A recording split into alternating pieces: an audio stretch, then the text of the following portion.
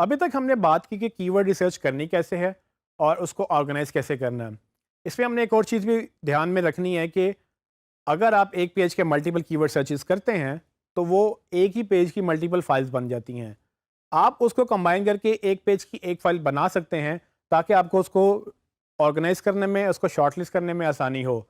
तो ये इसलिए ज़रूरी हो जाता है कि अक्सर आपको एक्सपेंड करनी पड़ती है रिसर्च। हमने बात की सिनोनिम्स की और हमने बात की एक ही कीवर्ड को मल्टीपल जगहों से या मल्टीपल तरीक़ों से सर्च करने की।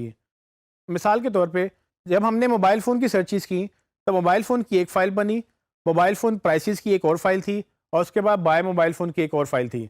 अब ये तीनों फ़ाइलें एक ही पेज से रिलेटेड हैं और बजाय इसके कि मैं तीनों को अलग-अलग मैनेज करूँ, मैं उन तीनों को इकट्ठा करके उसको कंबाइन करके उनमें से डुप्लिकेट रिमूव कर सकता हूँ और उस एक ही फ़ाइल को यूज़ करके मैं उसके कीवर्ड सारे निकाल सकता हूँ। अनफॉर्चुनेटली ये काम हम गूगल ड्राइव में नहीं कर सकते क्योंकि गूगल शीट्स में फ़िलहाल ये फंक्शनैलिटी अवेलेबल नहीं है कि आप उसको रिमूव कर सकें। तो मैं इसको कंबाइन करने के बाद मैं इसको डाउनलोड करूँगा और माइक्रोसॉफ्ट एक्सेल के अंदर हम इस डुप्लीकेट को रिमूव करेंगे और उसके बाद हम इसको दोबारा अपलोड करेंगे। जैसे कि आप मेरी स्क्रीन पे देख सकते हैं कि मेरे पास मोबाइल फ़ोन स्टोर के 3 मेन फ़ोल्डर्स हैं जिसमें मैंने मोबाइल फ़ोन्स, स्मार्टफ़ोन्स और मोबाइल फ़ोन एक्सेसरीज़ की रिसर्चेज़ की थी। मोबाइल फ़ोन्स के एक फ़ोल्डर के अंदर मेरे पास 3 कीवर्ड की फ़ाइलें मौजूद हैं इस वक़्त, जिसको मैं चाहूँगा कि मैं कंबाइन करके एक फ़ाइल बना लूँ। तो मैं करूँगा ये कि मैं उसको एक नई फ़ाइल क्रिएट करूँगा। मैं नई फ़ाइल क्रिएट करने के लिए न्यू पे जाऊँगा, उसमें गूगल शीट्स के ऊपर क्लिक करूँगा और मेरे पास एक न्यू फ़ाइल ओपन हो जाएगी जो कि गूगल शीट्स की एक बिल्कुल नई फ़ाइल होगी। इस फ़ाइल को मैं नाम दे सकता हूँ और नाम मैं जैसे कि आपको मालूम है कि कीवर्ड्स को मैं नाम देता हूँ KW डैश और फ़ाइल का नाम।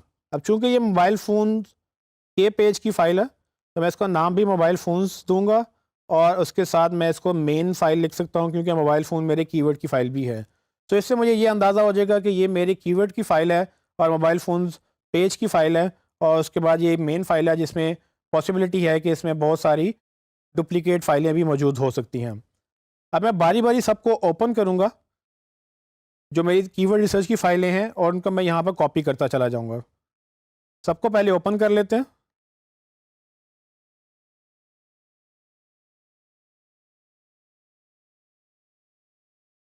जैसे कि 3 फाइलें ओपन हो चुकी हैं, मैं इनमें से डेटा कॉपी करूँगा। कॉपी करने के लिए आप कंट्रोल A, कंट्रोल C और उसके बाद उस फाइल पे जाके आप कंट्रोल V कर सकते हैं। जैसे ये डेटा कॉपी होगा, तो याद रखिएगा कि इसमें बहुत सारी चीज़ें हमें नहीं चाहिए। फॉर एग्ज़ाम्पल ये अब चूँकि बहुत सारी फाइलें मर्ज होने लगी हैं, तो मुझे ये पहले सेल में जो ऑप्शंस हैं, जिसमें कीवर्ड फाइल का नाम था, उसके बाद उसकी डेट्स, मुझे ये नहीं चाहिए। मैं पहली 2 रोज़ डिलीट कर सकता हूँ या उसमें से आप सेल डिलीट कर सकते हैं। रोज़ डिलीट करने के लिए आप रो 1 और रो 2 को क्लिक करेंगे, उसके बाद उसको एडिट में जाएँगे और वहाँ से डिलीट रोज़ 1 एंड 2 आप सेलेक्ट करके इन 2 रोज़ को डिलीट कर सकते हैं। इससे फ़ायदा ये होगा कि मेरे पास वो डेटा डिलीट हो गया जो मुझे नहीं चाहिए और बाकी कॉलम जो मुझे चाहिए वो रह गए हैं। अभी ये मैंने एक शीट कॉपी की है, मैं उस शीट को बंद कर दूँगा ताकि मैं उसको दोबारा कॉपी ना करूँ।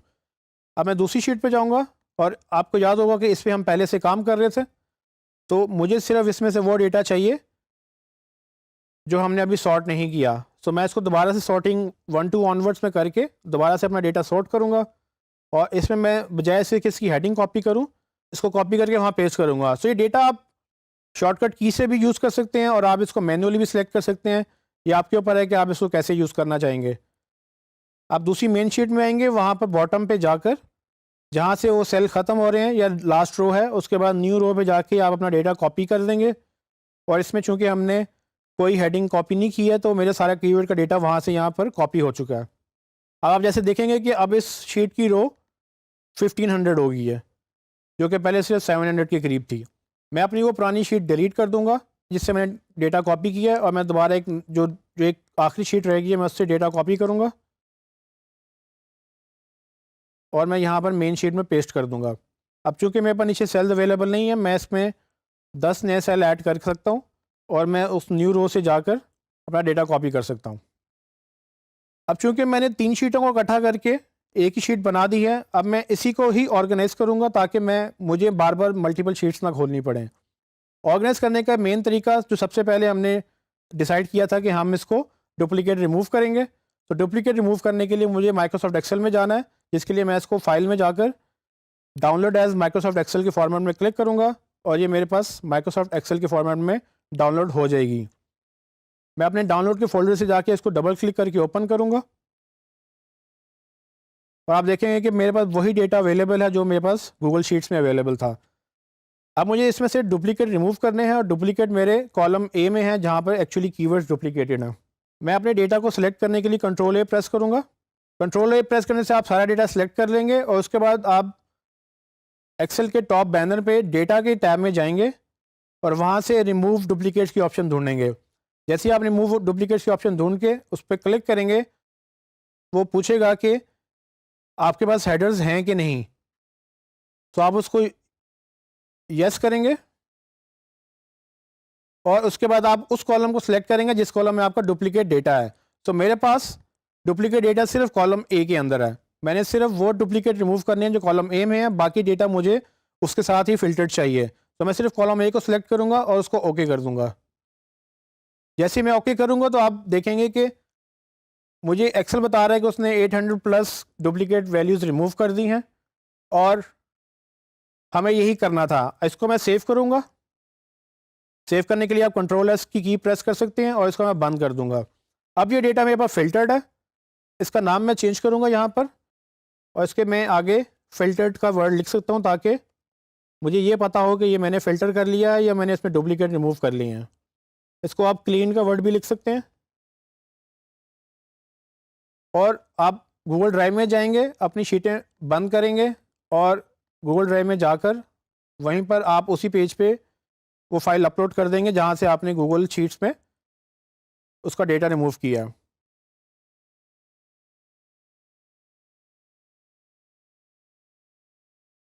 जैसे कि आप देख सकते हैं कि मेरे पास कीवर्ड फाइल्स दो मौजूद हैं, जिसमें मेन की फाइल्स और वो फाइल जिसको मैंने डेटा क्लीन किया दोनों मौजूद हैं। सो मैं रिकमेंड ये करूँगा कि आप इनको दोनों को ही रहने दें।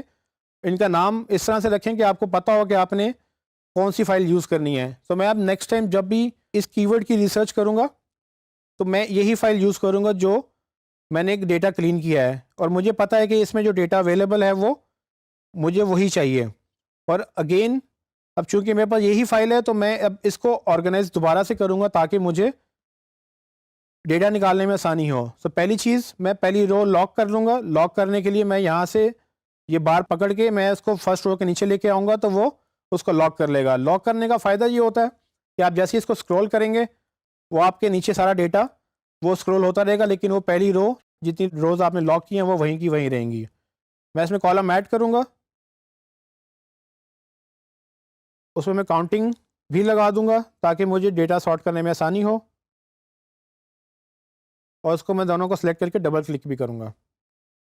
इससे पूरी की पूरी रो जो है उसमें नंबरिंग ऑटोमेटिकली गूगल शीट डाल देगा और इसी को मैं फ़िल्टर लगा दूँगा ताकि मैं इसको सॉर्ट कर सकूँ। अब जब मैंने इसको फ़िल्टर लगाया, मैं इसमें मिनिमम वैल्यू सर्चेस जो हैं उसको मैं हाईएस्ट टू लोएस्ट सॉर्ट करूँगा तो मेरे पास सबसे ज़्यादा सर्चेस वाले कीवर्ड ऊपर आ जाएंगे और सबसे कम वाले सर्चेस नीचे चली जाएंगी।